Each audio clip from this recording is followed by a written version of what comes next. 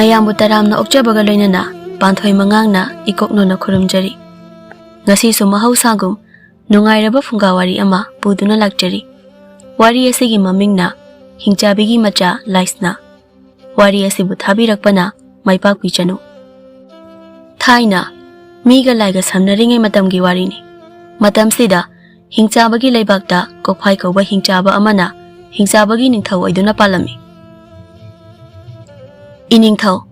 ꯏꯅꯤꯡꯊꯧꯒꯤ ꯂꯣꯏꯅꯕꯤꯁꯦ ꯃꯀꯨꯝ ꯃꯊꯥ ꯁꯨꯔꯛꯂꯦ꯫ ꯑꯗꯨꯅ ꯃꯥꯌꯣꯛꯅꯕꯤ ꯑꯃꯇ ꯀꯧꯔꯨꯕꯅ ꯐꯒꯅꯤ꯫ ꯑꯍꯣꯏ ꯏꯅꯦ꯫ ꯑꯁꯤ ꯍꯥꯏꯗꯨꯅ ꯍꯤꯡꯆꯥꯕ ꯅꯤꯡꯊꯧ ꯀꯣꯛꯐꯥꯏꯗꯣ ꯇꯍꯥ ꯊꯣꯛꯈꯤꯔꯝꯃꯤ꯫ ꯍꯥꯏ, ꯀꯅꯥ ꯂꯩ? ꯍꯧꯖꯤꯛꯃꯛ ꯃꯥꯌꯣꯛꯅꯕꯤ ꯑꯃ ꯀꯧꯔꯛꯎ꯫ ꯏꯅꯤꯡꯊꯧ, ꯅꯅꯥꯏ ꯑꯩ ꯂꯩꯖꯩ꯫ ꯑꯩ ꯍꯦꯛꯇ ꯆꯠꯂꯒ ꯀꯧꯖꯔꯨꯒꯦ꯫ ꯑꯁꯤ ꯍꯥꯏꯗꯨꯅ ꯍꯤꯡꯆꯥꯕꯒꯤ ꯂꯥꯟꯃꯤ ꯑꯗꯨꯅ ꯃꯥꯌꯣꯛꯅꯕꯤ ꯑꯃ ꯀꯧꯕ ꯆꯦꯟꯈꯤꯔꯝꯃꯤ꯫ ꯂꯥꯟꯃꯤ ꯑꯗꯨꯅ ꯊꯨꯅ ꯃꯥꯌꯣꯛꯅꯕꯤ ꯑꯃ ꯄꯨꯗꯨꯅ ꯂꯥꯛꯂꯝꯃꯤ꯫ ꯃꯥꯌꯣꯛꯅꯕꯤ ꯑꯗꯨꯅ ꯍꯣꯠꯅꯗꯨꯅ ꯍꯤꯡꯆꯥꯕ ꯅꯤꯡꯊꯧ ꯀꯣꯛꯐꯥꯏꯒꯤ ꯅꯨꯄꯤꯗꯣ ꯃꯆꯥꯅꯨꯄꯤ ꯑꯃ ꯐꯪꯖꯔꯝꯃꯤ꯫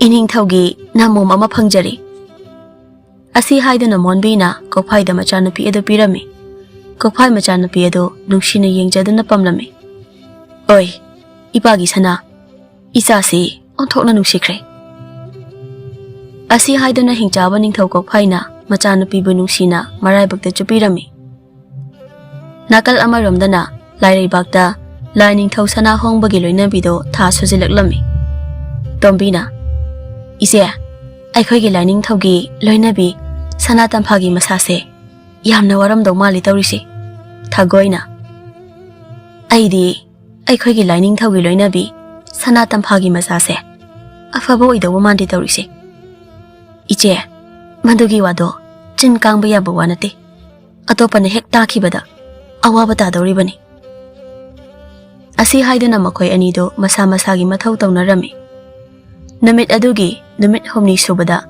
ꯂꯥꯏ ꯅꯤꯡꯊꯧ ꯁꯅꯥꯍꯣꯡꯕꯒꯤ ꯂꯣꯏꯅꯕꯤ ꯁꯅꯥꯇꯝꯐꯥꯗꯣ ꯑꯉꯥꯡ ꯎꯅꯔꯝꯃꯤ꯫ ꯇꯝꯃꯨꯅ, ꯏꯁ, ꯑꯁꯤꯗꯤ ꯀꯔꯤ ꯃꯇꯧꯅꯣ ꯇꯧꯔꯤꯁꯤꯗꯤ? ꯑꯉꯥꯡ ꯑꯁꯤꯗꯤ ꯍꯤꯡꯆꯥꯕꯤ ꯑꯃꯒꯤ ꯁꯛꯇꯝꯗ ꯀꯝꯗꯧꯅꯤ ꯇꯧꯔꯤꯁꯤꯗꯤ? ꯃꯨꯈꯤꯅ, ꯏꯆꯦ, ꯑꯉꯥꯡ ꯑꯁꯤꯕꯨ ꯀꯔꯝꯅ ꯂꯥꯏꯅꯤꯡꯊꯧꯗ ꯁꯤꯟꯅꯅꯤ? ꯀꯔꯤꯗꯤ ꯎꯄꯥꯏ ꯂꯩ? ꯀꯥꯟꯅꯗꯦ, ꯑꯉꯥꯡ ꯑꯁꯦ ꯂꯥꯏꯅꯤꯡꯊꯧꯗ ꯁꯤꯟꯅꯔꯨꯔꯁꯤ꯫ ꯑꯁꯤ ꯍꯥꯏꯗꯨꯅ ꯃꯈꯣꯏ ꯑꯅꯤꯗꯣ ꯑꯉꯥꯡ ꯑꯗꯨ ꯄꯨꯗꯨꯅ ꯃꯈꯣꯏꯒꯤ ꯂꯥꯏꯅꯤꯡꯊꯧ ꯁꯅꯥꯍꯣꯡꯕꯒꯤ ꯃꯅꯥꯛꯇ ꯄꯨꯗꯨꯅ ꯂꯥꯛꯂꯝꯃꯤ꯫ ꯂꯥꯏꯅꯤꯡꯊꯧ, ꯂꯩꯃꯔꯦꯝꯕꯤꯗꯣ ꯑꯉꯥꯡ ꯎꯅꯔꯦ꯫ ꯑꯉꯥꯡ ꯑꯁꯤ ꯑꯃꯨꯛꯇ ꯌꯦꯡꯕꯤꯌꯨ꯫ ꯁꯅꯥꯍꯣꯡꯕ ꯃꯥꯒꯤ ꯅꯨꯄꯤꯗꯣ ꯑꯉꯥꯡ ꯎꯅꯔꯦ ꯇꯥꯕꯗ ꯌꯥꯝꯅ ꯍꯔꯥꯎꯖꯔꯝꯃꯤ꯫ ꯁꯅꯥꯍꯣꯡꯕ ꯍꯔꯥꯎꯅ ꯇꯥꯃꯨꯗꯒꯤ ꯃꯆꯥꯗꯨ ꯂꯧꯔꯝꯃꯤ, ꯑꯗꯨꯒ ꯃꯆꯥꯕꯨ ꯌꯦꯡꯖꯔꯝꯃꯤ꯫ ꯀꯔꯤ ꯃꯇꯧꯅꯣ? ꯃꯁꯤꯕꯨ ꯑꯩꯒꯤ ꯏꯆꯥ? ꯀꯔꯝꯅ ꯂꯥꯏꯌꯥꯝꯗ ꯃꯍꯥꯛꯁꯤꯕꯨ ꯑꯩꯒꯤ ꯏꯆꯥꯅꯤ ꯍꯥꯏꯅ ꯎꯠꯇꯧꯔꯤꯕꯅꯣ? ꯁꯅꯥꯍꯣꯡꯕ ꯇꯥꯏꯕꯪ ꯐꯥꯎꯕꯗ ꯉꯥꯏꯔꯤꯕ ꯃꯆꯥꯅꯨꯄꯤ ꯑꯗꯨ ꯅꯨꯡꯁꯤꯕ ꯃꯔꯤꯛ ꯑꯃꯠꯇ ꯐꯥꯎꯕ ꯐꯥꯎꯔꯝꯗꯦ꯫ ꯀꯔꯝ ꯇꯧꯅ ꯑꯉꯥꯡ ꯑꯗꯨꯕꯨ ꯃꯥꯡꯍꯟꯁꯤꯒꯦ ꯍꯥꯏꯅ ꯈꯟꯕ ꯍꯧꯔꯛꯂꯝꯃꯤ꯫ ꯀꯔꯝ ꯇꯧꯔꯒ ꯑꯉꯥꯡ ꯑꯁꯤꯕꯨ ꯃꯥꯡꯍꯟꯁꯤꯒꯦ ꯑꯩꯕꯨ? ꯃꯍꯥꯛꯅ ꯑꯁꯨꯝ ꯂꯩꯔꯕꯗꯤ ꯑꯩꯅ ꯑꯁꯨꯛ ꯃꯇꯝ ꯆꯪꯅ ꯂꯥꯏ ꯃꯌꯥꯝꯁꯤꯒꯤ ꯅꯤꯡꯊꯧ ꯑꯣꯏꯅꯕ ꯍꯣꯠꯅꯔꯛꯂꯤꯕ ꯑꯁꯤ ꯑꯔꯦꯝꯕ ꯂꯣꯏꯅ ꯇꯥꯗꯧꯔꯤꯕꯅꯤ꯫ ꯁꯅꯥꯍꯣꯡꯕ ꯑꯁꯨꯝ ꯈꯜꯂꯛꯄꯗ ꯏꯀꯨꯏ ꯀꯨꯏꯗ꯭ꯔꯤꯉꯩ ꯃꯃꯥꯡꯗ ꯃꯥꯒꯤ ꯃꯔꯨꯞ ꯍꯤꯡꯆꯥꯕ ꯅꯤꯡꯊꯧ ꯀꯣꯛꯐꯥꯏꯒꯤ ꯃꯆꯥꯅꯨꯄꯤ ꯑꯃ ꯐꯪꯈꯤꯕꯗꯣ ꯅꯤꯡꯁꯤꯡꯂꯛꯑꯝꯃꯤ꯫ ꯀꯥꯟꯅꯗꯦ, ꯑꯩꯒꯤ ꯏꯇꯥꯎ ꯀꯣꯛꯐꯥꯏꯒꯤ ꯃꯅꯥꯛꯇ ꯆꯠꯂꯒ ꯃꯥꯒꯤ ꯃꯆꯥꯅꯨꯄꯤ ꯈꯣꯌꯨꯝꯂꯥꯏꯒꯤ ꯃꯇꯤꯛ ꯆꯦꯟꯕꯤ ꯑꯗꯨꯒ ꯑꯩꯒꯤ ꯏꯆꯥꯅꯨꯄꯤ ꯍꯤꯡꯆꯥꯕꯤ ꯑꯁꯤꯒ ꯑꯣꯟꯅꯔꯨꯔꯒꯦ꯫ ꯑꯁꯤ ꯈꯟꯗꯨꯅ ꯁꯅꯥꯍꯣꯡꯕ ꯃꯆꯥꯅꯨꯄꯤ ꯑꯗꯨ ꯄꯨꯗꯨꯅ ꯃꯥꯒꯤ ꯃꯔꯨꯞ ꯍꯤꯡꯆꯥꯕ ꯀꯣꯛꯐꯥꯏꯒꯤ ꯃꯅꯥꯛꯇ ꯆꯠꯂꯝꯃꯤ꯫ ꯀꯩꯅꯣ ꯏꯇꯥꯎ, ꯑꯊꯦꯡꯕ ꯑꯍꯤꯡꯁꯤꯗ ꯃꯐꯝꯁꯤꯗ ꯂꯥꯛꯂꯤꯕꯨ ꯀꯔꯤ ꯂꯩꯔꯒꯦ? ꯏꯇꯥꯎ, ꯑꯩ ꯏꯇꯥꯎꯒꯤ ꯃꯐꯝꯗꯒꯤ ꯀꯔꯤꯒꯨꯝꯕ ꯑꯃꯠꯇ ꯅꯤꯖꯒꯦ ꯍꯥꯏꯅ ꯂꯥꯛꯂꯤꯕꯅꯤ꯫ ꯀꯩꯅꯣ ꯏꯇꯥꯎ, ꯅꯇꯥꯎꯗꯕꯨ ꯑꯃꯨꯛ ꯅꯤꯖꯕ ꯀꯥꯏꯅ ꯍꯥꯏꯗꯅ? ꯏꯇꯥꯎꯅ ꯍꯥꯏꯅꯤꯡꯕ ꯑꯗꯣ ꯈꯣꯏꯗꯅ ꯍꯦꯛꯇ ꯍꯥꯏꯕꯤꯌꯨ꯫ ꯏꯇꯥꯎ, ꯑꯩꯒꯤ ꯏꯆꯥꯅꯨꯄꯤ ꯑꯃ ꯉꯁꯤ ꯐꯪꯂꯦ꯫ ꯍꯤꯡꯆꯥꯕ ꯀꯣꯛꯐꯥꯏ ꯃꯇꯥꯎꯅ ꯃꯆꯥꯅꯨꯄꯤ ꯑꯃ ꯐꯪꯂꯦ ꯇꯥꯕꯗ ꯌꯥꯝꯅ ꯍꯔꯥꯎꯖꯔꯝꯃꯤ꯫ ꯀꯣꯛꯐꯥꯏ ꯍꯔꯥꯎꯅ, ꯃꯗꯨꯗꯤ ꯌꯥꯝꯅ ꯐꯕ ꯄꯥꯎꯅꯤ꯫ ꯏꯇꯥꯎ, ꯑꯗꯨꯗ ꯑꯩꯒꯤ ꯏꯆꯥꯅꯨꯄꯤꯁꯤ ꯍꯤꯡꯆꯥꯕꯤ ꯑꯣꯏꯅ ꯄꯣꯛꯂꯦ꯫ ꯀꯔꯤꯅꯣꯅꯦ ꯍꯥꯏꯁꯤꯕꯣ? ꯑꯁꯦꯡꯕꯅꯤ ꯏꯇꯥꯎ, ꯃꯗꯨꯅꯅꯤ ꯏꯇꯥꯎꯒꯤ ꯏꯆꯥꯅꯨꯄꯤ ꯑꯗꯨꯒ ꯑꯣꯟꯅꯖꯒꯦ ꯍꯥꯏꯅ ꯂꯥꯛꯂꯤꯕꯅꯤ꯫ Sana hongbagi wadu tabada kokphai matai manaudu munna ngaihak yengnarami. Adubu wafam adu kokphaina harauna yaraklami. Itauna harauna yabiba sidagi hena apianba leitre. Aigi punsise itauna kanbire. Asi haiduna sana hongba machanupibu kokphaida pirami. Kokphai sumagi machanupidu sana hongbada sinarami. Asum tauna sana hongbana kokphaigi machanupi adu puduna chatkirami. Makhoi pabung aikhoina tawriba asibu tungda akaiba lakloidro. Karigumba angangsingsina khanglaklaga kari oiba. Nabi adugibu makhoida aikhoina khanghandraga loire. Asi haiduna kokphaina magi nupida wafamdo atopa kanadasu khanghanba yaroi haina wamelami. Asum tauna namit aduma haukhirami. Mathangi ayukta Sanatampha machabu nungsina mathada pamjarami. Tasengna madi magi asengba machanupi adudi hingsaba ningthau kokphai hoida pithokre haibadu khanglamde. Imagi thawai Izagi chinglau saktam sidi onthokna nungsikre. Makhoi babung isanupi asibu kari maming tholagi. Aha thondrida nangna thonbana hena phajani khandana nangna ama thonbiro.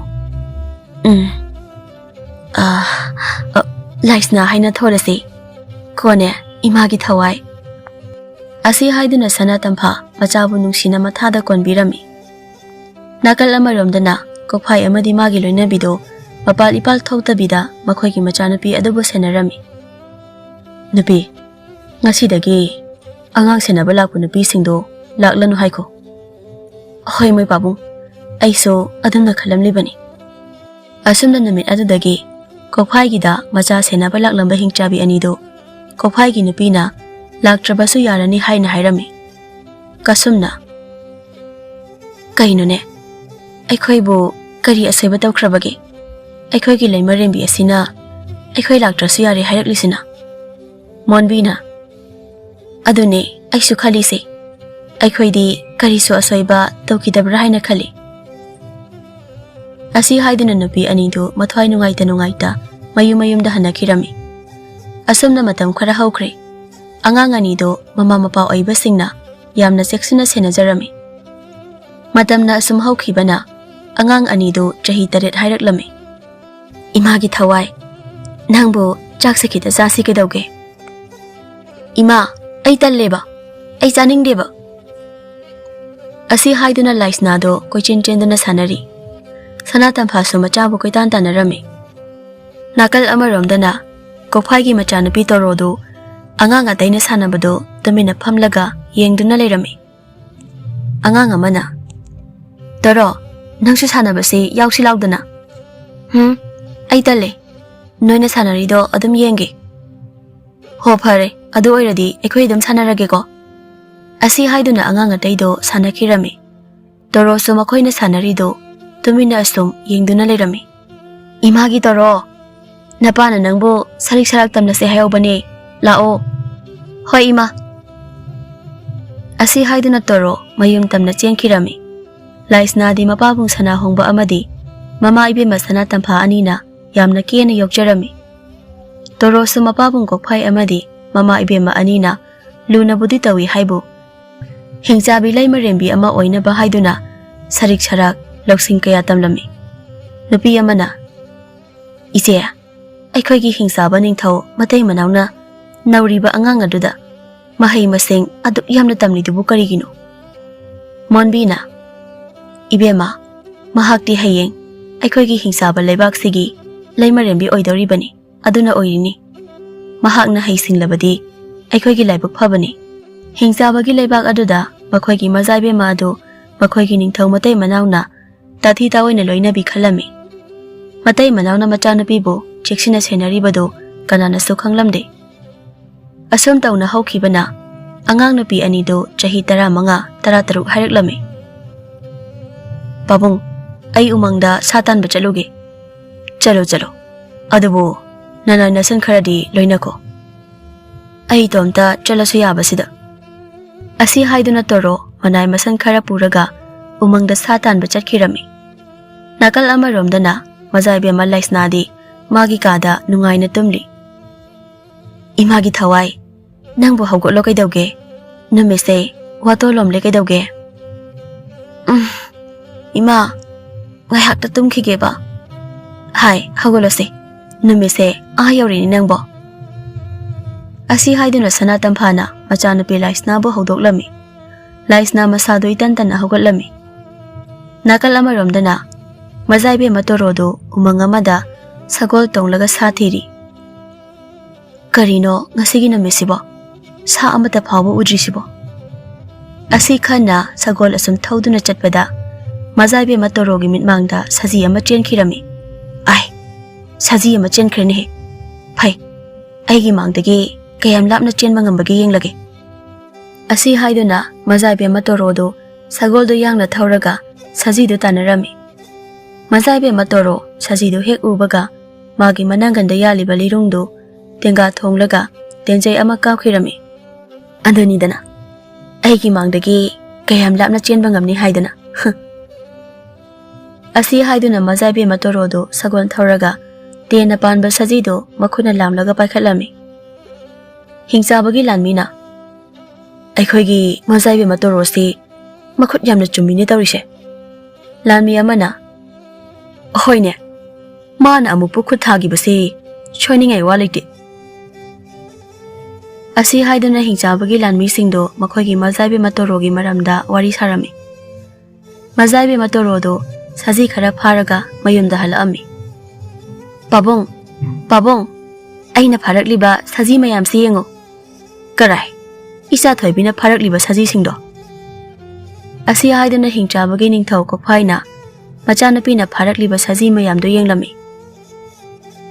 Nakalama romdana Mazaibe ma Laisnado lai angang mayamga kochen chendana sanarami.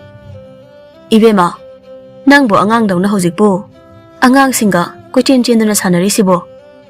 Baba, angang mayamga sanabase yamna nungai adugini.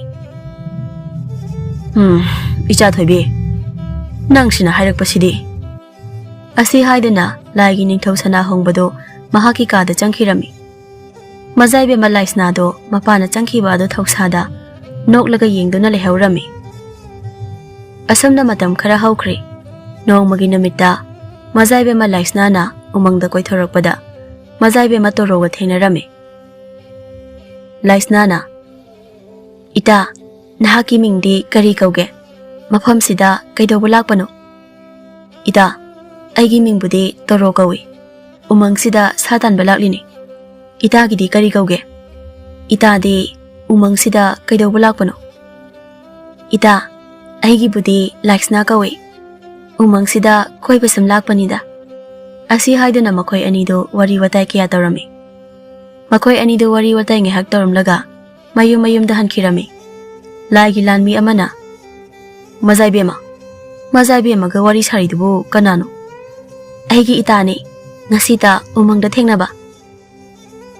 Mazaibe ma aidi Mazaibe magi itado afaba mandebo. Nangdi karamna khangliba aiga wari sabadadi madi yamna phaina. Laigi lanmido makhoigi Mazaibe ma adugi wadu tabada wa makha taba ngamlamde. Laisna su lanmi adugi wadu thoksada magi kada changkhirami.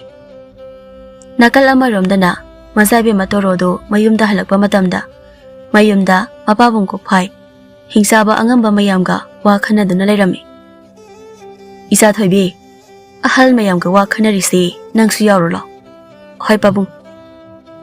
Asi haiduna toroso angamba mayamga mapabungga wa khanaridu yaurami. Ahal amana handaki chahigi sakthak oina taibang miyoiba sing taibang mi amata chakthak tamlaktre karam tawni ningthau. Torona Pabung aigi wakhandadi taibang mi chabagi mahut aikhoi sho mana masing oina chabana phagadra khanjai. Amana Mazaibe ma madu oiba yamba wanatida hingchaba aikhoidi I thaktrabadi karamna hingni aikhoigi ipa ipu haktaktagi masi chanaduna sulaklibani. Asumna angamba mayamduna Mazaibe matorona hudorokliba wafamdo yaramde. Makhoi masalgi marakta amaga wakhalan manaraktabadagi wakhanaba ado waroisin tada loisilami. Asumna matam khara haukrabagi tungda ꯅꯣꯡꯃꯒꯤ ꯅꯨꯃꯤꯠꯇ ꯂꯥꯏꯔꯝꯂꯦꯟꯗ ꯂꯥꯏ ꯅꯤꯡꯊꯧ ꯁꯅꯥꯍꯣꯡꯕꯅ ꯑꯆꯧꯕ ꯆꯥꯛꯂꯦꯟ ꯑꯃ ꯁꯤꯜꯂꯝꯃꯤ꯫ ꯃꯗꯨꯗ ꯀꯣꯛꯐꯥꯏꯒꯤ ꯏꯃꯨꯡꯁꯨ ꯂꯥꯛꯅꯕ ꯄꯥꯎꯖꯦꯜ ꯄꯤꯔꯛꯂꯝꯃꯤ꯫ ꯅꯨꯄꯤ, ꯈꯔ ꯊꯨꯅ ꯂꯣꯏꯁꯤꯜꯂꯣꯅꯦ꯫ ꯏꯇꯥꯎꯅ ꯑꯩꯈꯣꯏ ꯌꯧꯔꯛꯇ꯭ꯔꯦ ꯈꯟꯗꯅ ꯉꯥꯏꯗꯨꯅ ꯂꯩꯔꯝꯂꯒꯅꯤ꯫ ꯍꯣ, ꯑꯩꯁꯨ ꯂꯣꯏꯁꯤꯜꯂꯤꯅꯦ꯫ ꯀꯔꯤꯅꯣ ꯈꯪꯗꯦ, ꯄ꯭ꯔꯣꯛ ꯍꯦꯛꯇ ꯆꯥꯛꯏ꯫ ꯑꯁꯤ ꯍꯥꯏꯗꯨꯅ ꯀꯣꯛꯐꯥꯏꯒꯤ ꯅꯨꯄꯤꯗꯣ ꯇꯍꯥ ꯂꯣꯏꯁꯤꯜꯂꯝꯃꯤ꯫ ꯑꯁꯨꯝ ꯇꯧꯅ ꯃꯇꯩ ꯃꯅꯥꯎꯗꯣ ꯃꯆꯥꯅꯨꯄꯤ ꯇꯣꯔꯣꯕꯨ ꯄꯨꯗꯨꯅ ꯂꯥꯏꯔꯝꯂꯦꯟꯗ ꯂꯥꯛꯂꯝꯃꯤ꯫ ꯃꯈꯣꯏ ꯑꯍꯨꯝꯗꯣ ꯂꯥꯏꯔꯝꯂꯦꯟꯗ ꯌꯧꯔꯛꯄ ꯃꯇꯝꯗ ꯁꯅꯥꯍꯣꯡꯕ ꯃꯥꯒꯤ ꯂꯣꯏꯅꯕꯤꯒ ꯃꯆꯥꯒ ꯂꯣꯏꯅꯅ ꯁꯅꯥꯊꯣꯡꯗ ꯂꯦꯞꯇꯨꯅ ꯂꯩꯕ ꯊꯦꯡꯅꯔꯝꯃꯤ꯫ ꯂꯥꯏꯁꯅꯥꯅ, ꯏꯇꯥ, ꯅꯪꯁꯨ ꯂꯥꯛꯂꯤꯔꯣ? ꯍꯤꯡꯆꯥꯕ ꯅꯤꯡꯊꯧ ꯀꯣꯛꯐꯥꯏ ꯃꯥꯒꯤ ꯂꯣꯏꯅꯕꯤꯒ ꯉꯛꯅ ꯌꯦꯡꯅꯔꯝꯃꯤ꯫ ꯁꯅꯥꯇꯝꯐꯥ ꯇꯣꯔꯣ ꯍꯦꯛ ꯎꯕꯗ ꯃꯁꯥꯗꯨ ꯈꯪꯍꯧꯗꯅ ꯇꯨ ꯆꯨꯡꯂꯝꯃꯤ꯫ ꯏꯆꯥ ꯑꯅꯤ ꯍꯥꯟꯅ ꯈꯪꯅꯕ꯭ꯔꯣ? ꯐꯔꯦ, ꯂꯥꯛꯂꯣ, ꯃꯅꯨꯡꯗ ꯆꯪꯂꯁꯤ꯫ ꯑꯁꯤ ꯍꯥꯏꯗꯨꯅ ꯃꯈꯣꯏ ꯃꯌꯥꯝꯗꯣ ꯃꯅꯨꯡꯗ ꯄꯨꯟꯅ ꯆꯪꯃꯤꯟꯅꯔꯛꯏ꯫ ꯁꯅꯥꯍꯣꯡꯕꯒꯤ ꯃꯅꯥꯏ ꯃꯁꯦꯟ ꯀꯌꯥꯅ ꯂꯥꯛꯂꯤꯕ ꯃꯌꯥꯝꯗꯣ ꯆꯥꯅ ꯊꯛꯅꯕ ꯅꯤꯡꯊꯤꯅ ꯁꯤꯜ ꯂꯥꯡꯂꯝꯃꯤ꯫ ꯃꯈꯣꯏ ꯄꯥꯕꯨꯡ, ꯉꯁꯤꯒꯤ ꯆꯥꯛꯂꯦꯟꯁꯤ ꯑꯣꯟꯊꯣꯛꯅ ꯅꯤꯡꯊꯤꯅ ꯁꯤꯜ ꯂꯥꯡꯈ꯭ꯔꯦ ꯇꯧꯔꯤꯁꯤ꯫ ꯑꯗꯨꯕꯨꯗꯤ ꯂꯥꯏꯌꯥꯝꯒꯤ ꯅꯤꯡꯊꯧ ꯑꯃꯅ ꯁꯤꯟꯕ ꯆꯥꯛꯂꯦꯟꯅꯤꯗꯅ꯫ ꯃꯈꯣꯏ ꯄꯥꯕꯨꯡ, ꯅꯆꯥꯅꯨꯄꯤꯁꯦ ꯂꯥꯏꯁꯅꯥꯒ ꯀꯔꯝꯅ ꯈꯪꯅꯔꯤꯕꯖꯥꯠꯅꯣ? ꯃꯗꯨ ꯈꯟꯕꯗ ꯑꯩ ꯌꯥꯝꯅ ꯅꯨꯡꯁꯥ ꯊꯤꯔꯦ꯫ ꯀꯩꯁꯨ ꯊꯣꯏꯅ ꯇꯧꯔꯣꯏꯗ, ꯅꯪꯅ ꯄꯪꯄꯥꯗ ꯄꯥꯈꯠꯂꯤꯗꯣ꯫ ꯑꯁꯤ ꯍꯥꯏꯗꯨꯅ ꯃꯈꯣꯏ ꯑꯅꯤꯗꯣ ꯃꯌꯥꯝ ꯃꯔꯛꯇ ꯋꯥꯔꯤ ꯋꯥꯇꯥꯏ ꯇꯧꯗꯨꯅ ꯂꯩꯔꯝꯃꯤ꯫ ꯃꯌꯥꯝꯁꯨ ꯆꯥꯕ ꯊꯛꯄ ꯂꯣꯏꯔꯒ ꯋꯥꯔꯤ ꯋꯥꯇꯥꯏ ꯉꯥꯏꯍꯥꯛ ꯇꯧꯔꯝꯂꯒ ꯃꯌꯨꯝꯗ ꯍꯟꯅꯈꯤꯔꯝꯃꯤ꯫ ꯂꯥꯏꯁꯅꯥ, ꯑꯩꯁꯨ ꯏꯃꯥ ꯍꯣꯏꯒ ꯑꯃꯨꯛ ꯍꯟꯈ꯭ꯔꯒꯦ꯫ ꯑꯍꯣꯏ, ꯑꯗꯣ ꯏꯕꯥꯅꯤ ꯇꯣꯏꯅ ꯎꯅꯁꯤꯀꯣ꯫ ꯍꯣꯏ꯫ ꯑꯁꯤ ꯍꯥꯏꯗꯨꯅ ꯃꯆꯥꯏꯕꯦꯝꯃ ꯇꯣꯔꯣꯗꯣ ꯃꯄꯥꯕꯨꯡ ꯑꯃꯗꯤ ꯃꯃꯥ ꯏꯕꯦꯝꯃ ꯑꯅꯤꯒ ꯃꯌꯨꯝꯗ ꯍꯟꯈꯤꯔꯝꯃꯤ꯫ ꯑꯁꯨꯝ ꯇꯧꯅ ꯃꯇꯝ ꯈꯔ ꯍꯧꯈ꯭ꯔꯦ꯫ ꯅꯣꯡꯃꯒꯤ ꯅꯨꯃꯤꯠꯇ ꯂꯥꯏꯁꯅꯥꯅ ꯎꯃꯪꯗ ꯃꯊꯟꯇ ꯂꯥꯛꯄ ꯃꯇꯝꯗ ꯂꯥꯏꯅꯤꯡꯕ ꯅꯨꯄꯥ ꯑꯃꯅ ꯈꯣꯡꯅꯥꯡ ꯃꯈꯣꯡ ꯑꯃꯗ ꯐꯝꯂꯒ ꯃꯃꯤꯠ ꯎꯏꯁꯤꯜꯂꯒ ꯂꯥꯏꯒꯤ ꯃꯤꯡꯈꯩ ꯁꯣꯟꯕ ꯊꯦꯡꯅꯔꯝꯃꯤ꯫ ꯃꯁꯤꯒꯤ ꯂꯥꯏꯅꯤꯡꯕ ꯑꯁꯤ ꯂꯛꯅꯒꯦ ꯈꯪꯅꯤ꯫ ꯑꯁꯤ ꯍꯥꯏꯗꯨꯅ ꯂꯥꯏꯁꯅꯥꯅ ꯂꯥꯏꯅꯤꯡꯕ ꯑꯗꯨꯒꯤ ꯃꯅꯥꯛ ꯆꯪꯂꯒ ꯂꯥꯏꯅꯤꯡꯕ ꯑꯗꯨꯒꯤ ꯃꯅꯥꯗ ꯅꯥꯄꯤ ꯑꯃꯅ ꯊꯤꯟꯖꯤꯟꯗꯨꯅ ꯁꯥꯟꯅꯔꯝꯃꯤ꯫ ꯂꯥꯏꯒꯤ ꯃꯤꯡꯈꯩ ꯁꯣꯟꯗꯨꯅ ꯂꯩꯕ ꯂꯥꯏꯅꯤꯡꯕ ꯑꯗꯨ ꯃꯍꯥꯛꯀꯤ ꯃꯊꯧ ꯑꯗꯨꯗ ꯑꯌꯦꯠꯄ ꯄꯤꯔꯛꯂꯕ ꯑꯗꯨꯗꯗꯤ ꯃꯩ ꯍꯧꯅ ꯁꯥꯎꯔꯝꯃꯤ꯫ ꯅꯄꯥ ꯊꯥꯡꯗꯕ ꯀꯅꯥꯅꯣ? ꯑꯩꯒꯤ ꯏꯕꯨꯡꯉꯣꯒꯤ ꯃꯤꯡꯈꯩ ꯁꯣꯟꯕ ꯑꯁꯤꯗ ꯑꯌꯦꯠꯄ ꯄꯤꯔꯤꯁꯦ? ꯑꯁꯤ ꯍꯥꯏꯗꯨꯅ ꯂꯥꯏꯅꯤꯡꯕ ꯑꯗꯨ ꯃꯆꯥꯏꯕꯦꯝꯃ ꯂꯥꯏꯁꯅꯥꯗ ꯌꯦꯡꯂꯛꯑꯝꯃꯤ꯫ ꯃꯇꯧꯗꯨꯗ ꯃꯆꯥꯏꯕꯦꯝꯃ ꯂꯥꯏꯁꯅꯥꯗꯣ ꯃꯌꯥ ꯏꯍꯤ ꯍꯤꯒꯠꯂꯒ ꯅꯣꯛꯂꯒ ꯂꯩꯔꯝꯃꯤ꯫ ꯃꯗꯨ ꯎꯕꯗ ꯂꯥꯏꯅꯤꯡꯕ ꯑꯗꯨ ꯍꯦꯟꯅ ꯁꯥꯎꯅꯤꯡꯕ ꯄꯣꯛꯂꯝꯃꯤ꯫ ꯀꯌꯥꯗ ꯃꯊꯣꯡ ꯍꯨꯛꯇ꯭ꯔꯤꯕꯅꯣ? ꯉꯁꯤ ꯍꯥꯏꯕ ꯅꯨꯃꯤꯠ ꯑꯁꯤꯗꯒꯤ ꯑꯉꯥꯡ ꯃꯤꯉꯝꯕꯤ, ꯅꯍꯥꯛ ꯍꯤꯡꯆꯥꯕꯤ ꯑꯣꯏꯔꯣ꯫ ꯂꯥꯏꯅꯤꯡꯕ, ꯑꯩꯁꯦ ꯈꯣꯏꯌꯨꯝ ꯂꯥꯏꯅꯤ꯫ ꯃꯇꯧ ꯀꯔꯝꯅ ꯍꯤꯡꯆꯥꯕꯤ ꯑꯣꯏꯗꯧꯔꯤꯕꯅꯣ? ꯂꯥꯏꯁꯅꯥꯒꯤ ꯋꯥꯗꯨ ꯇꯥꯕꯗ ꯂꯥꯏꯅꯤꯡꯕ ꯑꯗꯨ ꯋꯥ ꯃꯈꯥ ꯇꯥꯔꯛꯂꯝꯗꯦ꯫ ꯑꯗꯨꯕꯨ ꯈꯨꯗꯛ ꯑꯗꯨꯗ ꯂꯥꯏꯁꯅꯥꯗꯨ ꯍꯤꯡꯆꯥꯕꯤ ꯑꯃꯒꯤ ꯁꯛꯇꯝꯗ ꯑꯣꯟꯊꯣꯔꯛꯂꯝꯃꯤ꯫ ꯀꯩꯅꯣ ꯇꯧꯔꯛꯂꯤꯕ ꯃꯇꯧꯁꯤꯕꯣ? ꯏꯄꯥ ꯂꯥꯏꯅꯤꯡꯕ, ꯑꯩꯒꯤ ꯈꯣꯏꯌꯨꯝ ꯂꯥꯏꯒꯤ ꯁꯛꯇꯝꯗ ꯍꯟꯖꯤꯜꯍꯜꯂꯣ꯫ ꯏꯕꯦꯝꯃ, ꯅꯍꯥꯛꯅ ꯇꯧꯔꯨꯕ ꯑꯔꯥꯟꯕ ꯑꯗꯨꯒꯤ ꯃꯍꯩꯅ ꯉꯁꯤ ꯍꯥꯏꯕ ꯅꯨꯃꯤꯠ ꯑꯁꯤꯗꯒꯤ ꯅꯍꯥꯛ ꯍꯤꯡꯆꯥꯕꯤ ꯍꯥꯏꯗꯨ ꯑꯣꯏꯔꯗꯕꯅꯤ꯫ ꯂꯥꯏꯅꯤꯡꯕ ꯑꯗꯨꯒꯤ ꯋꯥꯗꯨ ꯇꯥꯕꯗ ꯃꯆꯥꯏꯕꯦꯝꯃ ꯂꯥꯏꯁꯅꯥꯗꯨ ꯍꯤꯛꯅ ꯀꯞꯂꯛꯂꯝꯃꯤ꯫ ꯃꯇꯝꯗꯨꯗ ꯅꯥꯀꯜ ꯑꯃꯔꯣꯝꯗꯅ ꯁꯔꯤꯛ ꯁꯔꯥꯛ ꯁꯥꯟꯅꯗꯨꯅ ꯂꯩꯔꯝꯕ ꯃꯆꯥꯏꯕꯦꯝꯃ ꯇꯣꯔꯣꯗꯨ ꯃꯍꯥꯛꯀꯤ ꯍꯤꯡꯆꯥꯕꯤ ꯑꯣꯏꯕꯒꯤ ꯁꯛꯇꯝꯗꯨ ꯃꯥꯡꯈ꯭ꯔꯒ ꯂꯥꯏꯔꯦꯝꯕꯤ ꯑꯃꯒꯤ ꯁꯛꯇꯝꯗ ꯑꯣꯟꯊꯣꯔꯛꯂꯝꯃꯤ꯫ ꯍꯤꯡꯆꯥꯕꯒꯤ ꯂꯥꯟꯃꯤ ꯑꯃꯅ, ꯀꯩꯅꯣ, ꯑꯩꯈꯣꯏꯒꯤ ꯃꯆꯥꯏꯕꯦꯝꯃ ꯑꯁꯤ ꯂꯥꯏꯔꯦꯝꯕꯤ ꯑꯃꯒꯤ ꯁꯛꯇꯝꯗ ꯑꯣꯟꯊꯣꯛꯈ꯭ꯔꯦꯅꯦ꯫ ꯍꯣꯏꯅꯦ, ꯑꯩꯈꯣꯏꯒꯤ ꯃꯆꯥꯏꯕꯦꯝꯃ ꯑꯁꯤ ꯂꯥꯏꯔꯦꯝꯕꯤ ꯑꯣꯟꯈ꯭ꯔꯦꯅꯦ꯫ ꯀꯥꯟꯅꯗꯦ, ꯑꯩꯈꯣꯏꯒꯤ ꯏꯅꯤꯡꯊꯧꯗ ꯇꯝꯂꯨꯁꯤ꯫ ꯑꯁꯤ ꯍꯥꯏꯗꯨꯅ ꯂꯥꯟꯃꯤ ꯑꯃꯅ ꯄꯥꯎꯗꯨ ꯇꯝꯕ ꯆꯦꯟꯈꯤꯔꯝꯃꯤ꯫ ꯄꯥꯎꯗꯨ ꯇꯥꯕꯗ ꯍꯤꯡꯆꯥꯕꯒꯤ ꯅꯤꯡꯊꯧ ꯀꯣꯛꯐꯥꯏꯗꯨ ꯑꯉꯛꯄ ꯐꯥꯎꯔꯝꯃꯤ꯫ ꯅꯥꯀꯜ ꯑꯃꯔꯣꯝꯗꯅ ꯃꯆꯥꯏꯕꯦꯝꯃ ꯂꯥꯏꯁꯅꯥꯗꯨ ꯃꯥꯒꯤ ꯑꯣꯏꯔꯤꯕ ꯁꯛꯇꯝꯗꯨꯅ ꯃꯌꯨꯝ ꯍꯟꯖꯤꯟꯕ ꯀꯤꯗꯨꯅ ꯎꯃꯪ ꯑꯗꯨꯗ ꯂꯩꯔꯝꯃꯤ꯫ ꯃꯈꯣꯏ ꯄꯥꯕꯨꯡ, ꯅꯆꯥꯅꯨꯄꯤꯗꯣ ꯍꯧꯖꯤꯛ ꯐꯥꯎꯕ ꯍꯟꯖꯤꯜꯂꯛꯇ꯭ꯔꯤꯅꯦ꯫ ꯀꯔꯥꯏ ꯌꯧꯅ ꯆꯠꯈ꯭ꯔꯕꯅꯣ ꯈꯪꯗ꯭ꯔꯤ꯫ ꯀꯌꯥꯝ ꯀꯨꯏꯔꯒꯦ ꯆꯠꯊꯣꯛꯈꯤꯕ? ꯉꯁꯥꯏ ꯑꯉꯟꯕ ꯑꯌꯨꯛꯇꯒꯤ ꯊꯣꯛꯈꯤꯕꯅꯤ꯫ ꯑꯗꯣ ꯉꯁꯥꯏꯅ ꯍꯥꯏꯕ ꯌꯥꯗ꯭ꯔꯣ? ꯑꯁꯤ ꯍꯥꯏꯗꯨꯅ ꯂꯥꯟꯃꯤ ꯈꯔ ꯊꯥꯔꯒ ꯃꯆꯥꯅꯨꯄꯤꯕꯨ ꯊꯤꯍꯜꯂꯝꯃꯤ꯫ ꯂꯥꯟꯃꯤꯁꯤꯡꯗꯨꯁꯨ ꯃꯈꯣꯏꯒꯤ ꯃꯆꯥꯏꯕꯦꯝꯃ ꯑꯗꯨ ꯀꯣꯏꯊꯤ ꯊꯤꯔꯝꯃꯤ꯫ ꯂꯥꯏꯒꯤ ꯂꯥꯟꯃꯤꯅ, ꯑꯩꯈꯣꯏꯒꯤ ꯃꯆꯥꯏꯕꯦꯝꯃ ꯑꯗꯨꯅ ꯀꯔꯥꯏꯗ ꯆꯠꯂꯤꯅꯣ ꯈꯪꯗꯦ꯫ ꯃꯥ ꯊꯤꯕꯗ ꯑꯋꯥꯕ ꯑꯃ ꯑꯣꯏꯔꯦ ꯇꯧꯔꯤꯁꯦ꯫ ꯑꯃꯅ, ꯃꯖꯥꯏꯕꯦꯝꯃ ꯑꯗꯨꯕꯨ ꯉꯥꯎꯔꯖꯥꯠꯂꯣ? ꯑꯁꯨꯛ ꯊꯦꯡꯂ ꯐꯥꯎꯕ ꯌꯨꯝꯗ ꯍꯟꯖꯤꯜꯂꯛꯇ꯭ꯔꯤꯕ ꯑꯁꯤꯕꯨ? ꯑꯁꯤ ꯍꯥꯏꯗꯨꯅ ꯃꯈꯣꯏ ꯃꯌꯥꯝꯗꯨ ꯃꯈꯣꯏꯒꯤ ꯃꯖꯥꯏꯕꯦꯝꯃ ꯑꯗꯨ ꯀꯣꯏꯊꯤ ꯊꯤꯔꯝꯃꯤ꯫ ꯃꯈꯣꯏꯅ ꯑꯁꯨꯝ ꯊꯤꯔꯛꯄꯗ ꯂꯥꯏꯁꯅꯥꯅ ꯂꯩꯔꯤꯕ ꯎꯃꯪꯗꯨ ꯇꯝꯅ ꯂꯥꯛꯂꯝꯃꯤ꯫ ꯅꯥꯀꯜ ꯑꯃꯔꯣꯝꯗꯅ ꯍꯤꯡꯆꯥꯕꯒꯤ ꯅꯤꯡꯊꯧ ꯀꯣꯛꯐꯥꯏꯗꯨ ꯃꯅꯥꯏ ꯑꯃꯅ ꯃꯆꯥꯅꯨꯄꯤꯒꯤ ꯄꯥꯎꯗꯨ ꯇꯝꯂꯝꯃꯤ꯫ ꯀꯩꯅꯣ ꯅꯍꯥꯛꯅ ꯍꯥꯏꯔꯤꯕ ꯑꯁꯤꯕꯨ ꯑꯁꯦꯡꯕꯔꯅꯦ? ꯏꯅꯤꯡꯊꯧ, ꯅꯅꯥꯏ ꯑꯩꯅ ꯍꯥꯏꯔꯤꯕꯁꯤ ꯑꯁꯦꯡꯕꯅꯤ꯫ ꯐꯔꯦ, ꯑꯗꯨꯗꯤ ꯍꯧꯖꯤꯛꯃꯛ ꯏꯆꯥꯅꯨꯄꯤꯒꯤ ꯃꯅꯥꯛꯇ ꯆꯠꯂꯁꯤ꯫ ꯑꯁꯤ ꯍꯥꯏꯗꯨꯅ ꯍꯤꯡꯆꯥꯕꯒꯤ ꯅꯤꯡꯊꯧ ꯀꯣꯛꯐꯥꯏ ꯃꯅꯥꯏ ꯃꯁꯟ ꯈꯔꯒ ꯃꯆꯥꯅꯨꯄꯤꯒꯤ ꯃꯅꯥꯛꯇ ꯂꯥꯛꯂꯝꯃꯤ꯫ ꯍꯤꯡꯆꯥꯕ ꯅꯤꯡꯊꯧ ꯀꯣꯛꯐꯥꯏ ꯃꯆꯥꯅꯨꯄꯤꯒꯤ ꯂꯥꯏꯔꯦꯝꯕꯤ ꯑꯃꯒꯤ ꯁꯛꯇꯝꯗꯨ ꯎꯕꯗ ꯄꯨꯡꯉꯛ-ꯉꯛꯂꯝꯃꯤ꯫ ꯄꯥꯕ, ꯀꯩꯅꯣ ꯇꯧꯔꯛꯂꯤꯕ ꯃꯇꯧꯁꯤꯕꯣ? ꯑꯩꯒꯤ ꯑꯣꯏꯔꯛꯂꯤꯕ ꯐꯤꯕꯝꯁꯤꯕꯨ? ꯏꯄꯥꯒꯤ ꯏꯕꯦꯝꯃ, ꯃꯐꯝꯁꯤ ꯋꯥꯔꯤ ꯁꯥꯕ ꯅꯨꯡꯉꯥꯏꯇ꯭ꯔꯦ꯫ ꯏꯄꯥꯒ ꯌꯨꯝꯗ ꯆꯠꯂꯒ ꯏꯪꯅ ꯋꯥꯔꯤ ꯁꯥꯔꯨꯔꯁꯤ꯫ ꯍꯣꯏ ꯄꯥꯕ꯫ ꯑꯁꯤ ꯍꯥꯏꯗꯨꯅ ꯃꯄꯥ ꯃꯆꯥꯗꯨ ꯃꯌꯨꯝ ꯆꯠꯈꯤꯔꯝꯃꯤ꯫ ꯃꯌꯨꯝ ꯌꯧꯔꯕꯗ ꯀꯣꯛꯐꯥꯏꯅ ꯃꯆꯥꯅꯨꯄꯤꯗ ꯃꯍꯥꯛꯀ ꯂꯥꯏꯁꯅꯥꯒ ꯑꯣꯟꯅꯈꯤꯕꯒꯤ ꯋꯥꯔꯤꯗꯨ ꯇꯝꯂꯝꯃꯤ꯫ ꯀꯔꯤ ꯍꯥꯏꯕ? ꯑꯩꯕꯨ ꯍꯦꯛ ꯄꯣꯛꯄ ꯏꯄꯥꯃꯛꯅ ꯑꯩꯕꯨ ꯑꯗꯨꯝꯅ ꯍꯦꯛ ꯇꯧꯕ? ꯏꯄꯥꯒꯤ ꯊꯣꯏꯕꯤ, ꯍꯧꯖꯤꯛꯇꯤ ꯅꯍꯥꯛ ꯂꯥꯏꯔꯦꯝꯕꯤ ꯑꯃꯒꯤ ꯁꯛꯇꯝꯗ ꯂꯥꯛꯂꯕꯅꯤꯅ ꯏꯄꯥꯅ ꯅꯪꯕꯨ ꯂꯥꯏꯔꯝꯂꯦꯟꯗ ꯊꯤꯟꯕꯤꯔꯒꯦ꯫ ꯀꯔꯤꯅꯣ ꯃꯈꯣꯏ ꯄꯥꯕꯨꯡꯅ ꯍꯥꯏꯕꯤꯔꯤꯕꯗꯣ? ꯏꯆꯥꯁꯦ ꯑꯩꯅ ꯍꯦꯛ ꯄꯣꯛꯆꯕ ꯏꯆꯥꯗꯒꯤ ꯐꯥꯎꯕ ꯍꯦꯟꯅ ꯅꯨꯡꯁꯤ ꯍꯥꯏꯕ ꯈꯪꯂꯤꯕ ꯅꯠꯇ꯭ꯔꯥ? ꯑꯗꯨꯒ ꯏꯆꯥꯁꯤꯕꯨ ꯃꯤꯒꯤꯗ ꯄꯤꯊꯣꯛꯈꯤꯅꯤ ꯍꯥꯏꯔꯤꯕꯁꯤꯕꯨ ꯀꯔꯤꯅꯣ? ꯃꯃꯥ, ꯍꯧꯖꯤꯛꯇꯤ ꯏꯆꯥꯁꯤ ꯃꯍꯥꯛꯀꯤ ꯑꯁꯦꯡꯕ ꯃꯃꯥ ꯃꯄꯥꯒꯤ ꯃꯅꯥꯛꯇ ꯂꯩꯕꯒꯤ ꯃꯇꯝꯗꯨ ꯑꯣꯏꯔꯛꯂꯦ꯫ ꯑꯗꯨꯅ ꯅꯪ ꯑꯩꯅ ꯊꯤꯡꯂꯨꯕ ꯉꯝꯕ ꯅꯠꯇꯦ꯫ ꯄꯥꯕ, ꯏꯃꯥ, ꯅꯆꯥꯕꯨ ꯀꯅꯥꯗꯁꯨ ꯁꯤꯟꯅꯕꯤꯒꯅꯨ꯫ ꯑꯩꯕꯨ ꯅꯈꯣꯏꯒꯤ ꯅꯆꯥ ꯑꯣꯏꯅ ꯑꯗꯨꯝ ꯑꯣꯏꯍꯟꯕꯤꯌꯨ꯫ ꯇꯣꯔꯣꯒꯤ ꯋꯥꯗꯨ ꯇꯥꯕꯗ ꯀꯣꯛꯐꯥꯏꯒꯤ ꯅꯨꯄꯤꯗꯨ ꯃꯆꯥꯕꯨ ꯀꯣꯜꯂꯒ ꯄꯦꯟꯅ ꯀꯞꯂꯝꯃꯤ꯫ ꯀꯣꯛꯐꯥꯏꯁꯨ ꯑꯗꯨ ꯃꯉꯥꯏ ꯏ ꯃꯇꯨꯝꯗꯒꯤ ꯌꯧꯂꯛꯂꯕꯤ ꯃꯆꯥꯅꯨꯄꯤꯗꯨ ꯑꯇꯣꯞꯄꯗ ꯑꯃꯨꯛ ꯄꯤꯊꯣꯛꯄ ꯍꯥꯏꯕꯗꯨ ꯄꯥꯝꯂꯝꯗꯦ꯫ ꯑꯗꯨꯕꯨ ꯃꯆꯥꯅꯨꯄꯤꯗꯨ ꯃꯈꯣꯏꯒꯤ ꯍꯤꯡꯆꯥꯕꯒꯤ ꯂꯩꯕꯥꯛꯇ ꯑꯗꯨꯝ ꯂꯩꯔꯕꯗꯤ ꯑꯋꯥꯕ ꯇꯥꯔꯅꯤ ꯍꯥꯏꯕꯁꯤ ꯈꯪꯂꯝꯃꯤ꯫ ꯏꯄꯥꯒꯤ ꯊꯣꯏꯕꯤ, ꯅꯍꯥꯛꯅ ꯃꯐꯝꯁꯤꯗ ꯑꯁꯨꯝ ꯂꯩꯕ ꯍꯥꯏꯕꯁꯦ ꯏꯆꯥꯒꯤ ꯄꯨꯟꯁꯤꯗ ꯑꯋꯥꯕ ꯑꯣꯏꯔꯛꯀꯅꯤ꯫ ꯑꯗꯨꯅ ꯏꯄꯥꯅ ꯍꯥꯏꯕ ꯌꯥꯔꯣ꯫ ꯑꯁꯤ ꯍꯥꯏꯗꯨꯅ ꯀꯣꯛꯐꯥꯏꯅ ꯃꯆꯥꯅꯨꯄꯤ ꯇꯣꯔꯣꯕꯨ ꯊꯦꯝꯂꯝꯃꯤ꯫ ꯇꯣꯔꯣ ꯃꯄꯥꯅ ꯐꯅ ꯍꯥꯏꯔꯁꯨ ꯌꯥꯕ ꯀꯧꯕꯗꯤ ꯂꯩꯔꯝꯗꯦ꯫ ꯅꯥꯀꯜ ꯑꯃꯔꯣꯝꯗꯅ ꯈꯣꯌꯨꯝ ꯂꯥꯏꯔꯝꯂꯦꯟꯒꯤ ꯂꯥꯟꯃꯤ ꯃꯌꯥꯝꯗꯨꯅ ꯑꯁꯨꯝ ꯊꯤꯔꯛꯄꯗ ꯃꯈꯣꯏꯒꯤ ꯃꯖꯥꯏꯕꯦꯝꯃ ꯂꯥꯏꯁꯅꯥꯗꯨ ꯎꯃꯪꯒꯤ ꯃꯣꯡꯁꯣꯡ ꯃꯔꯛ ꯑꯃꯗ ꯂꯣꯠꯇꯨꯅ ꯂꯩꯕ ꯊꯦꯡꯅꯔꯝꯃꯤ꯫ ꯃꯖꯥꯏꯕꯦꯝꯃ, ꯀꯩꯒꯤꯅꯣ ꯃꯣꯡꯁꯣꯡ ꯃꯔꯛꯇꯨꯗ ꯂꯣꯠꯇꯨꯅ ꯂꯩꯔꯤꯕꯣ? ꯅꯈꯣꯏ ꯑꯩꯒꯤ ꯏꯅꯥꯛꯇ ꯆꯪꯂꯛꯀꯅꯨ꯫ ꯃꯖꯥꯏꯕꯦꯝꯃ ꯂꯥꯏꯁꯅꯥꯒꯤ ꯃꯇꯧꯗꯨ ꯎꯕꯗ ꯈꯣꯌꯨꯝ ꯂꯥꯏꯔꯝꯂꯦꯟꯒꯤ ꯂꯥꯟꯃꯤ ꯃꯌꯥꯝꯗꯨ ꯏꯉꯛ-ꯉꯛꯂꯝꯃꯤ꯫ ꯑꯗꯨꯕꯨ ꯃꯍꯥꯛꯅ ꯍꯥꯏꯔꯤꯗꯨ ꯇꯥꯗꯕꯤꯗ ꯃꯈꯣꯏ ꯃꯌꯥꯝꯗꯨ ꯃꯖꯥꯏꯕꯦꯝꯃ ꯂꯥꯏꯁꯅꯥꯒꯤ ꯃꯅꯥꯛꯇ ꯆꯪꯁꯤꯜꯂꯝꯃꯤ꯫ ꯑꯩꯒꯤ ꯏꯅꯥꯛꯇ ꯆꯪꯂꯛꯀꯅꯨ꯫ ꯑꯁꯤ ꯍꯥꯏꯗꯨꯅ ꯃꯖꯥꯏꯕꯦꯝꯃ ꯂꯥꯏꯁꯅꯥꯗꯨ ꯍꯧꯊꯥꯗꯅ ꯆꯦꯟꯈꯤꯔꯝꯃꯤ꯫ ꯃꯈꯣꯏ ꯃꯌꯥꯝꯗꯨꯗꯤ ꯃꯈꯣꯏꯒꯤ ꯃꯖꯥꯏꯕꯦꯝꯃ ꯑꯗꯨꯒꯤ ꯑꯣꯏꯔꯤꯕ ꯃꯇꯧꯗꯨ ꯎꯕꯗ ꯉꯛꯄꯅ ꯈꯝ ꯊꯦꯡꯂꯝꯃꯤ꯫ ꯀꯩꯅꯣ ꯑꯩꯈꯣꯏꯒꯤ ꯃꯖꯥꯏꯕꯦꯝꯃ ꯑꯁꯤꯅ ꯑꯣꯏꯔꯤꯕ ꯃꯇꯧꯁꯤꯗꯤ?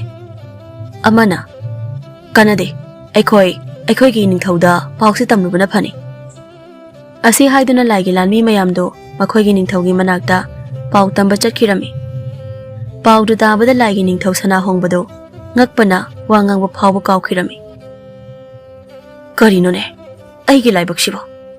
ꯈꯔ ꯐꯒꯗ꯭ꯔꯥ ꯍꯥꯏꯅ ꯇꯧꯔꯨꯕ ꯑꯁꯤꯅ ꯍꯦꯟꯅ ꯐꯤꯕꯝ ꯁꯣꯛꯇꯧꯔꯤꯕ꯭ꯔꯥ ꯀꯩꯅꯣ? ꯑꯁꯤ ꯍꯥꯏꯗꯨꯅ ꯂꯥꯏꯔꯝꯂꯦꯟꯒꯤ ꯅꯤꯡꯊꯧ ꯁꯅꯥꯍꯣꯡꯕꯗꯨ ꯎꯄꯥꯏ ꯂꯩꯇ ꯃꯀꯣꯛꯇ ꯃꯈꯨꯠ ꯍꯥꯞꯂꯝꯃꯤ꯫ ꯁꯅꯥꯍꯣꯡꯕꯗꯨ ꯋꯥꯈꯜ ꯈꯟꯕ ꯌꯥꯕ ꯈꯜꯂꯝꯃꯤ꯫ ꯍꯥꯏ, ꯀꯅꯥ ꯂꯩ? ꯍꯧꯖꯤꯛꯃꯛ ꯏꯆꯥꯅꯨꯄꯤꯗꯨ ꯐꯖꯅ ꯊꯦꯝꯅꯧꯔꯒ ꯄꯨꯔꯛꯎ, ꯑꯗꯨꯒ ꯃꯥꯒꯤ ꯀꯥꯗ ꯐꯥꯖꯤꯜꯂꯒ ꯊꯝꯃꯨ꯫ ꯐꯒꯅꯤ ꯅꯤꯡꯊꯧ꯫ ꯑꯁꯤ ꯍꯥꯏꯗꯨꯅ ꯂꯥꯟꯃꯤ ꯑꯗꯨ ꯊꯣꯛꯈꯤꯔꯝꯃꯤ꯫ ꯅꯥꯀꯜ ꯑꯃꯔꯣꯝꯗꯅ ꯍꯤꯡꯆꯥꯕꯒꯤ ꯅꯤꯡꯊꯧ ꯀꯣꯛꯐꯥꯏꯗꯨ ꯃꯆꯥꯕꯨ ꯊꯦꯝꯕ ꯉꯝꯂꯛꯇ꯭ꯔꯕꯗ ꯃꯥꯒꯤ ꯅꯨꯄꯤꯗ ꯑꯣꯟꯁꯤꯜꯂꯒ ꯃꯆꯥꯕꯨ ꯊꯦꯝꯃꯨ ꯍꯥꯏꯅ ꯍꯥꯏꯔꯝꯃꯤ꯫ ꯏꯃꯥꯒꯤ ꯏꯕꯦꯝꯃ, ꯅꯄꯥꯅ ꯍꯥꯏꯔꯤꯕꯁꯤ ꯌꯥꯔꯣ꯫ ꯃꯗꯨ ꯅꯠꯇ꯭ꯔꯕꯗꯤ ꯏꯆꯥꯒꯤ ꯄꯨꯟꯁꯤꯗ ꯈꯨꯗꯣꯡꯊꯤꯕ ꯁꯣꯏꯗꯅ ꯅꯪꯕ ꯇꯥꯔꯦ꯫ ꯏꯆꯥꯅ ꯑꯋꯥꯕ ꯇꯥꯕꯗꯨ ꯎꯔꯒ ꯅꯄꯥꯒ ꯅꯃꯥꯒꯅ ꯀꯔꯝꯅ ꯌꯦꯡꯗꯨꯅ ꯂꯩꯕ ꯉꯝꯒꯅꯤ? ꯏꯃꯥ, ꯑꯗꯨꯕꯨ ꯑꯩ ꯏꯃꯥ ꯄꯥꯕꯕꯨ ꯊꯥꯗꯣꯛꯇꯨꯅ ꯆꯠꯄ ꯄꯥꯝꯗꯦ꯫ ꯏꯃꯥ, Nachabu inthokpino. Imagi thoibi. Napaga imagana. Ichabu kaidonungda inthokpa leiti. Andabu ichana asoi angam yaudana hingbadune. Napaga imagana pamlise. Asam tauna torobu mamana namdana themlame. Torosu mamana themlabaduda kaina thangdadi yaraklame. Nakalama ramdana khoyum lairamlengi lanmi kharana makhoigi mazaibe malaisnabu pharaga magi kada thong lonsinduna thamlame. Thongse hango. Aibu phajinduna thamganu. Ai mafamsida leiba pamdi. Thongse hango. Asi haiduna mazaibe malaisnado magi kada lau khongduna tawrame. Tanja aduda hingchabagi ningthau kokphaina machanupi torobu lairamlengi ningthau sana hongbagi manakta puduna laklame. Itaw, ngasidi nahaki nachanupi torose. Aina nafamda amuk sinarage haina laklabani. Karino itaw na hairiba mayamdubo. Aibu wakhal daba ngamdre. Yengo itaw. Mangda leplibasi itaw na hekpokjaba itaw gi icha toroduni. Itaw na mahakbu hingchabini haina ifamda sinarambado ngasidi mahaki lairembi amagi saktamda hanjinba ngamle. Aduna itawda sinarage haina puraklibani. Lairamlengi ningthau sana hongbado magi maruki wanda tabada ingangakna toroda yenglaklame. Adubu torodo mangonda pendana yengduna leirame. Matamsida sana hongba laisnabu khangni ningsinglaklame. Itaw, maduna oibatai. Itaw gi sa laisna so mahaki hingsabi amagi saktamda hanjilaktuna aina magi kada phajinduna thamlame. Hingsabagi ningthau kokphaido magi maruki wada tabada khitangdi nungaitaba phawrame. Adubu nungaitaba adu utpadi uthoklamde. Itaw, adu oiradi isado mapa aina laklingai sida pujakhrage. Hoi itaw, aduna pharani.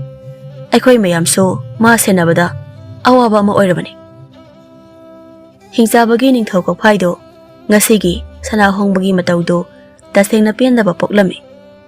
Adubu kariso haida sana hongbaga loinana laisnagi katamna laklame. Karino makhoi pabungna tawbiribasibo. Isabu hingchabine haidana mingonde hekta pithongni hairibasibo. Mama, isa laisna se aikhoigi apokpa isa nate. Aikhoigi asengba ichadi isa torosini. Kari haiba madubu oithokpa yamba warane makhoi pabu.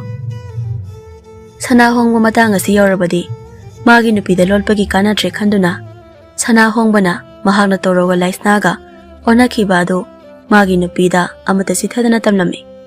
Karino makhoi pabungna tawbiramni basibo. Hausina amuk nasagi oijaba phangnaba hotnabada isa singsi amuk onthoknaba tarabro. Nupi aina tawrisi tawdi ada tawrini. Ichal matang na oirakpa haiduni. Ngasidi isa laisna se mapa aina pujakhrage.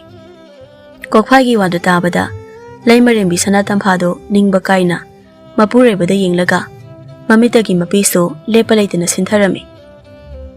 Laimarembi sanatampa kariso hairamda magi katamna chakhirame. Sana hongbana kana deita isa laisnagida changlasi. Asi haiduna sana hongbaga kokphaigado laisnagi manakta changlaklame. Laisnagi oiriba phibamda ubada kokphaido thamoi kaiba haido oirame. Ipagi thoibi ngasidi ipana ichabu lawba laklabane.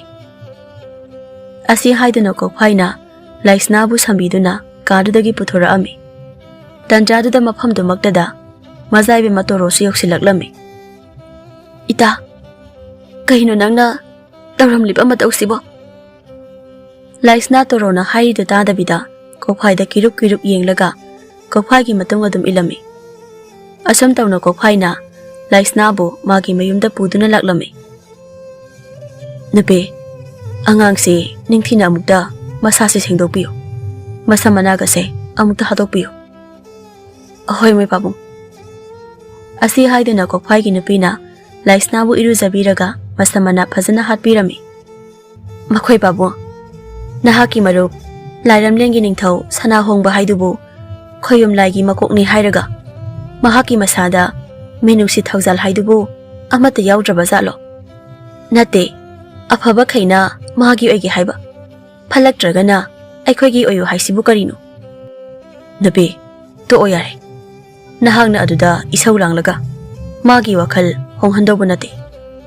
Adugi saruk isa laisna se ningthina seno. Asi haiduna hingsabagi ningthau kokphaido magi kadang hakta potharuge haina changkhirami. Nakal amaromdana khoyum lairam lenda mazaibe matorona khoyum lairam lendo mathak makha olami. Laige lanmina ining thau gi jane haiba toroduna lairam lengi lanmi khaisi haithoi singthoi de haiduna lijaina loina santhaure. Karino ne hairisibo ai diba ama laknaba loikhibada ngairi ama amuk laklini tawrise. Asi haiduna sana hongba phi kamduna torogi manakta laklami.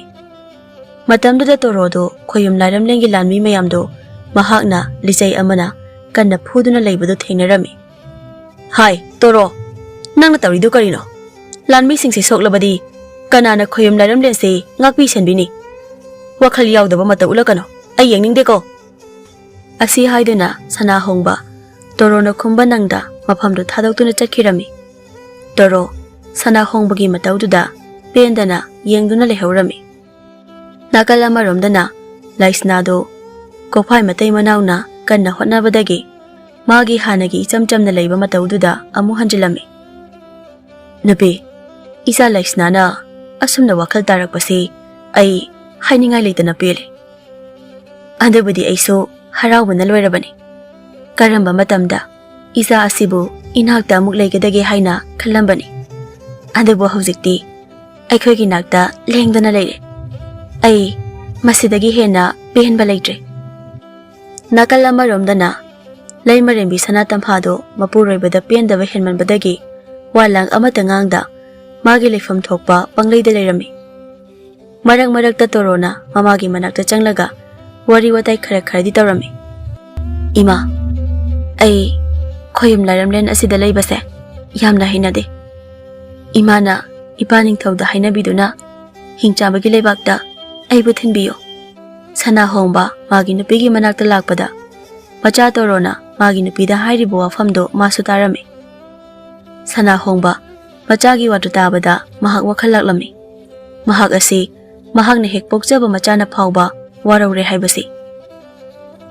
Ipagi thoibi nahak napa aibu aduk yawna waraurabro.